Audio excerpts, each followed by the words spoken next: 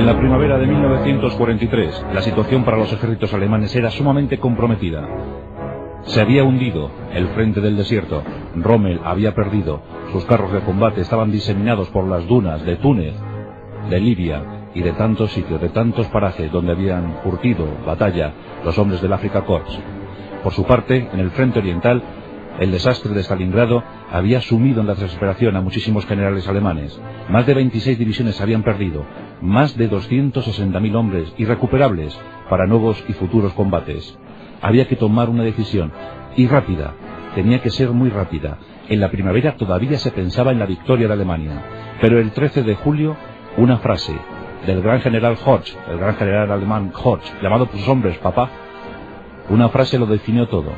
Horch le dijo al gran estratega alemán Erich von Manstein, le dijo: hasta ahora hemos combatido a campesinos mal organizados, pero estos campesinos ya son soldados, han aprendido de nosotros el arte de la guerra. Se refería a los hombres del ejército rojo soviético.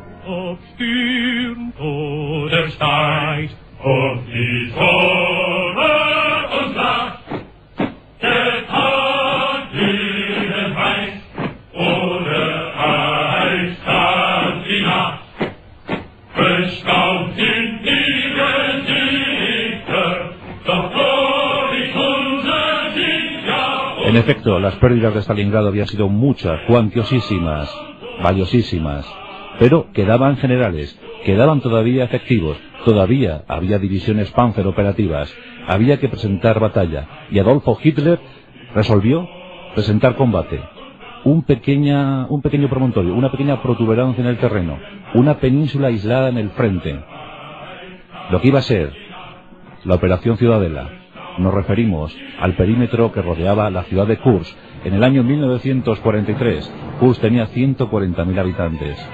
Y ese perímetro abarcaba una extensión parecida a lo que puede ser Castilla y León y Galicia juntas. Ahí se iba a librar la batalla más decisiva de la Segunda Guerra Mundial, por lo menos en el frente oriental. Desde entonces, la Unión Soviética tomaría la iniciativa. No fue un intercambio de peones, como se dijo en su día, no. Fue algo más que eso.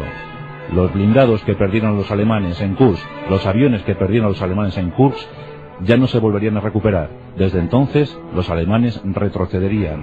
Desde entonces, los alemanes empezaron a olfatear el fin de la guerra, y no sería propicio para ellos.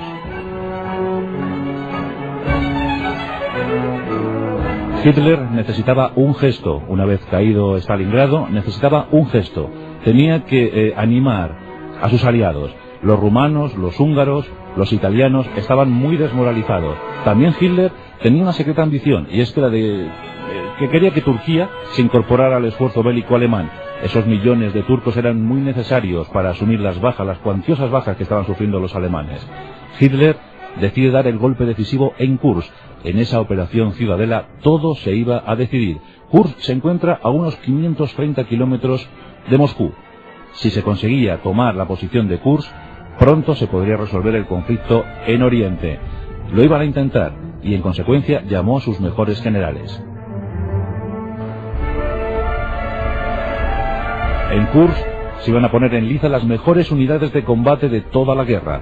Ahí van a estar en combate, por ejemplo, las divisiones Panzer de la Waffen SS. Por ejemplo, iban a entrar las mejores unidades blindadas de los soviéticos, con sus famosos T-34, que tan buen resultado estaban dando, esos tanques medios, pero también los pesados, los KV-1. Había que utilizar lo mejor, porque era el momento más decisivo, era el momento vibrante de toda la Segunda Guerra Mundial. Los alemanes llevaban 3 años en guerra y habían tenido muchísimas pérdidas, pero los rusos tenían todavía muchas más.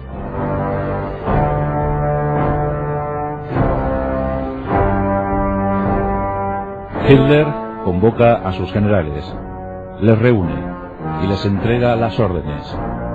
Hay que avanzar, hay que lanzar una ofensiva gigantesca sobre Kursk. Desgraciadamente para el alto Estado Mayor alemán, la noticia no se queda solo en esos muros. Los servicios secretos soviéticos trabajan ardorosamente para averiguar qué está intuyendo el enemigo, qué quiere hacer el enemigo. El nombre clave Lucy es importantísimo en todo esto. Desde Suiza recibe un mensaje. Un espía infiltrado en el mismísimo cuadro de mando alemán le comunica las intenciones de Adolfo Hitler. se va a lanzar una ofensiva de primavera sobre Kursk, sobre la protuberancia de Kursk. La noticia llega a Stalin. Stalin comienza a tomar medidas.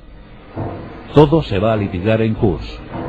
Desde entonces se preparan inmensos preparativos, inmensas estrategias para surtir de todos los efectivos posibles a esa península de Kursk.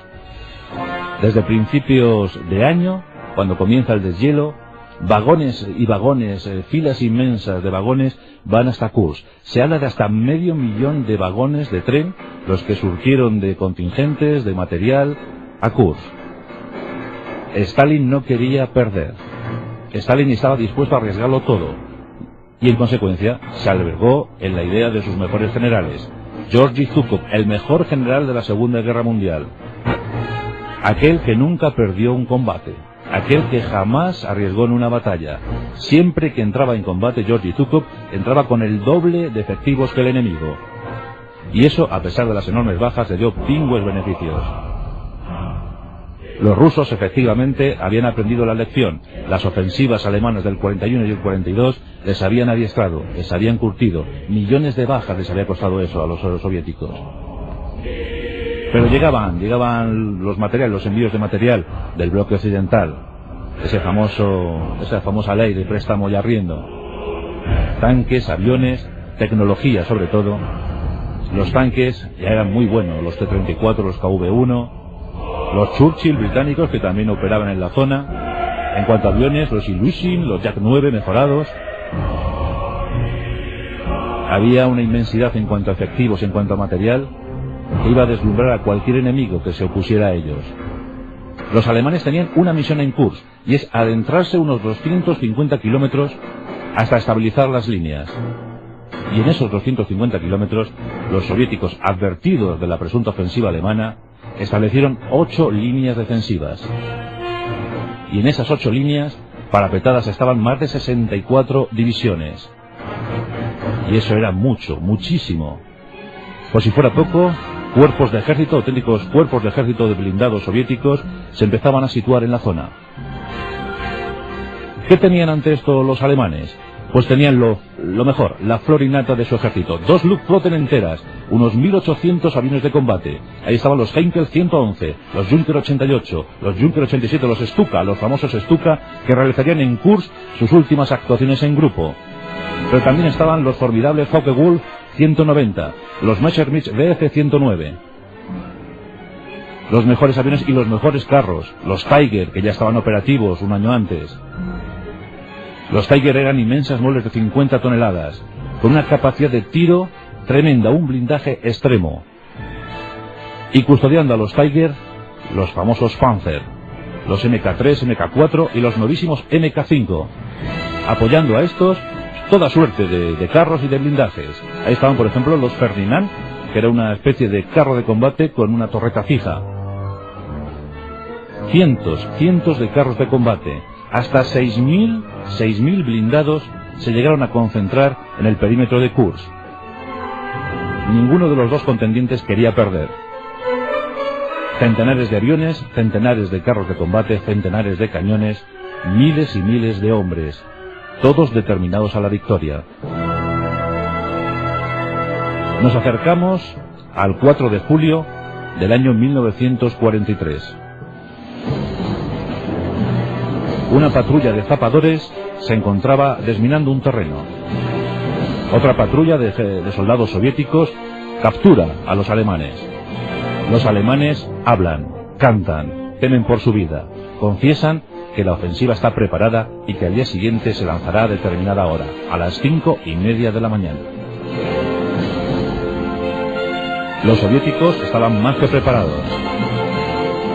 Sitúan en línea una inmensa formación de artillería, cañones, lanzadores Katyuska, todo lo que tenían está en primera línea. Una hora antes de la ofensiva alemana, los soviéticos inician el ataque.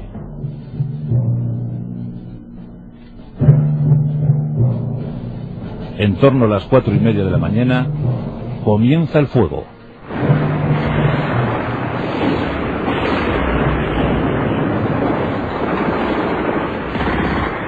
Los alemanes son pillados por sorpresa, pero mantienen su moral y su reacción intacta. Consiguen devolver el golpe una hora más tarde. La lucha es generalizada en un frente amplísimo. El primer día, los alemanes consiguen avanzar 11 kilómetros, tan solo 11 kilómetros. A costa de enormes bajas, los soviéticos dirían más tarde que en ese primer día lograron destruir 586 blindados enemigos. Os podéis figurar la situación. Estábamos en el invierno, sí, mejor dicho, en el verano de 1943, pero parecía invierno. El suelo estaba embarrado, llovía estrepitosamente. Los blindados, los carros de combate, tenían suma dificultad para avanzar por ese terreno tan angosto, ese terreno tan difícil, tan poco operativo. Aún así, las órdenes eran tajantes. Al frente de los alemanes estaban sus mejores divisiones blindadas SS y sobre todo los mejores generales de la Segunda Guerra Mundial. Von Manstein, el mejor estratega; Guderian, el mejor táctico; Horst, Model. Ahí estaban todos. Pero los soviéticos estaban dispuestos a no ceder ni un solo ápice de terreno. Todo iba a salir muy caro en esas jornadas de Kursk. Durante días se suceden los combates. Algunas posiciones soviéticas van cayendo. La aviación hace de las suyas. Los Stuka habían desarrollado una táctica de ataque sobre los T-34 y era atacarles por babor. Cuando les atacaban por babor les hacían daños cuantiosísimos, pero lo más mortífero, lo más efectivo es cuando un Stuka lograba enfilar desde atrás una formación de T-34. El Stuka caía en su famoso picado y destrozaba formaciones. Era capaz de ir destruyendo un T-34 uno tras otro hasta completar toda la fila. Los Stuka fueron muy eficaces. Dicen que la última vez que pudieron ser eficaces. Durante días, batallas aéreas enormes, como jamás se habían visto hasta entonces. Cuentan que en algunos momentos hasta 500 aviones se vieron comprometidos en una batalla aérea. Algo sin igual, decían que eran auténticos enjambres de abejas. ¿Os imagináis? 500 aviones de combate de una y otra procedencia luchando a la vez. Los ataques contra los blindados eran también impresionantes. En un lado y en otro se lanzaban en un picado estrepitoso, provocando muchísimos deterioros. En ocasiones, las barreras de humo, el polvo, todo lo que suponía un ataque aéreo, lo cubría de tal manera que ya no se sabía a quién se estaba atacando. Era un intercambio mortífero. Caían los blindados a un lado y otro. Eso ya se estaba convirtiendo en la batalla de blindados, en la batalla de carros de combate más impresionante de toda la historia, sin parangón hasta nuestros días. Se cuenta que los alemanes habían logrado reunir unos 2.200 carros de combate para la ocasión. Este número era doblado suficientemente por los soviéticos. Sin embargo, los tanques soviéticos, aparte de los T-34 o de los KV-1, pues eran algo más ligeros. Había, por ejemplo, estaban los T-70 o los propios Churchill, que eran más ligeros. Nada que hacer ante los impresionantes Tiger o Panzer Mk4. Las bajas eran muchísimas. Y nos acercamos al famoso 12 de julio de 1943, el punto álgido en la batalla de Kursk.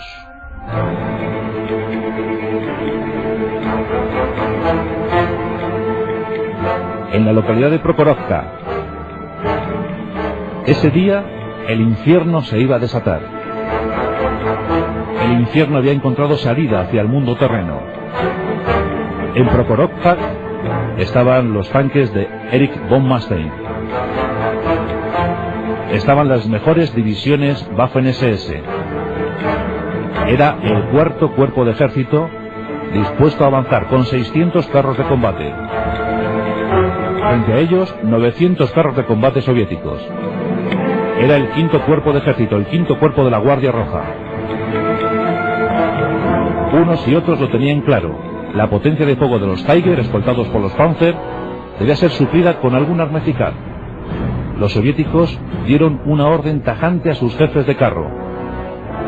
Debéis iniciar una carrera alocada hacia los Tiger. Si es preciso, os estrelláis contra ellos. No debéis dejar que avancen un solo metro. Los jefes de carro de los T-34 se miraron entre sí, ocuparon sus posiciones en los carros y se lanzaron a una embestida como jamás había visto. Los alemanes, con los ojos atónitos, veían como los T-34 sin ninguna precaución se lanzaban sobre ellos. Durante un buen rato los Tiger hicieron blanco a su antojo sobre los T-34, pero finalmente las dos formaciones chocaron.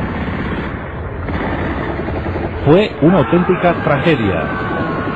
Cientos de carros de combate, miles de hombres cayeron ese mismo día 12 de julio.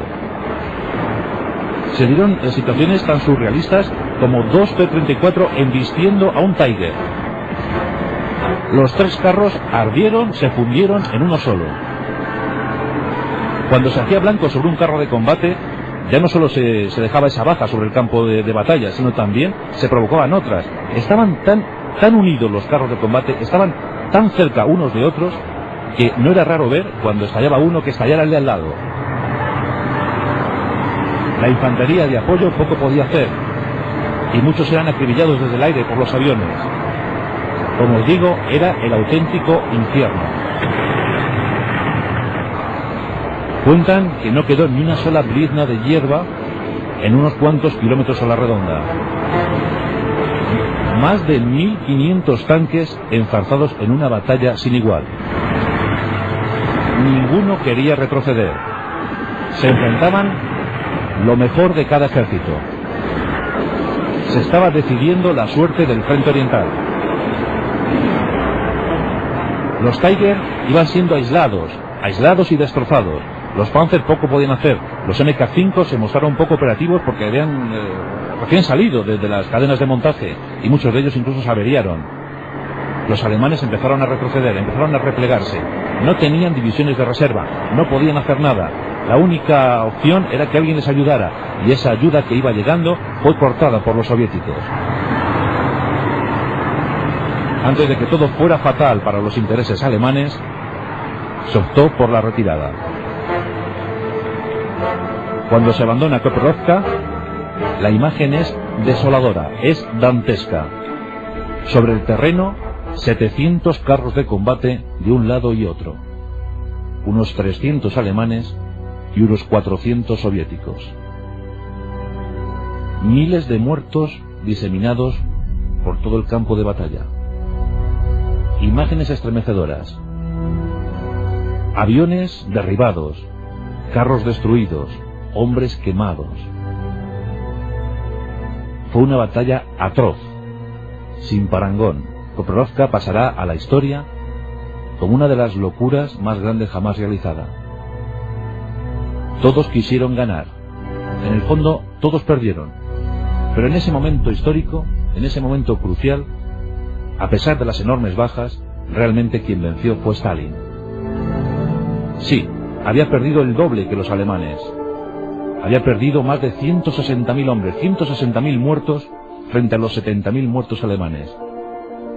Pero se había adueñado del terreno. Los soldados rojos ya eran dueños de ese terreno. No volverían a retroceder jamás. No se volverían a dar las circunstancias del 41 o del 42. A costa de millones de muertes, consiguieron expulsar a los alemanes, poco a poco.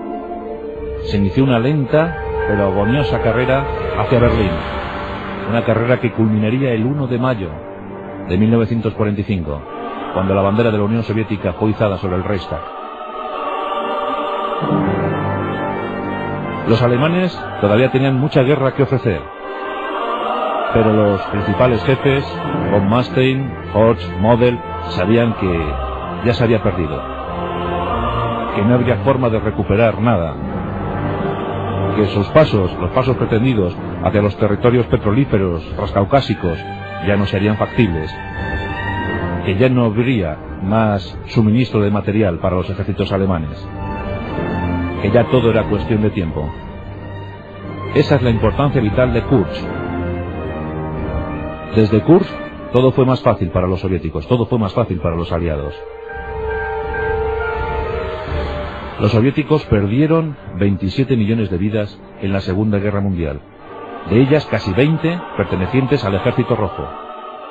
Fueron sacrificados en esa guerra total de exterminio. Los alemanes perdieron 7 millones de almas, de ellas la mitad perteneciente a la Wehrmacht.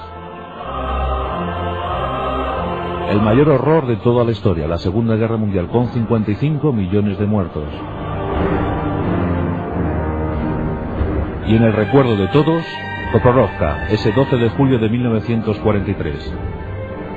Cuando los ejércitos, los flamantes ejércitos de dos locos como Hitler y Stalin, lucharon, chocaron y murieron.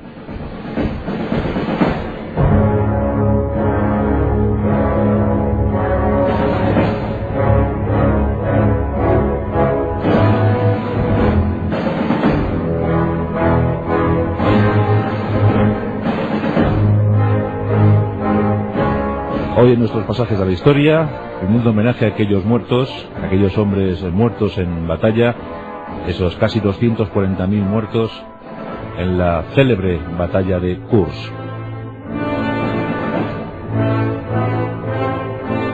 Y nos quedamos con esa frase del general, del mariscal Hoth. Hasta hoy luchábamos contra campesinos desorganizados. Pero estos ya son soldados. Y han aprendido de nosotros lo fundamental. Han aprendido el arte de la guerra. El 13 de julio de 1943, tropas alemanas comenzaban a ser transferidas al frente occidental. Desde el 10 de julio, los aliados habían desembarcado en Sicilia, en Italia. Caía Mussolini y todo cambiaría para siempre.